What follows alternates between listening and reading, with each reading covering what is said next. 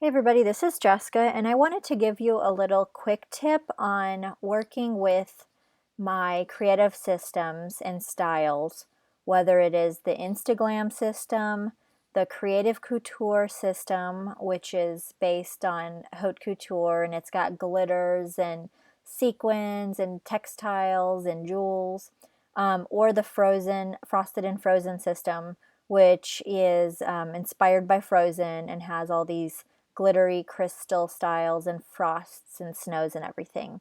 And one thing that, so, these styles are really cool, but you kind of want to give them a little bit of room to shine. And I'm going to show you an example of that. So I've got this little text here, and I'm going to apply one of my Frozen styles. And I've just got a very thin, text. And I'm going to go into my styles and go through here and apply one of my Frosted and Frozen styles. And it's cool, and it's okay, but you haven't really given it a lot of room to shine. It's a very thin stroke, and it might be okay for some things, but you can't really see a lot of, it doesn't really give you much room to see a lot of the detail. But conversely, if I have something like this, a shape, whether it's a font or a shape or an illustration, it's got a little bit of room for you to actually see that style. So if I go through here and click one of my styles, you can kind of see it. You've got some room for it to shine. So these styles are kind of based on that. They're sparkly, they're shiny, they're the InstaGlam is gold and glam.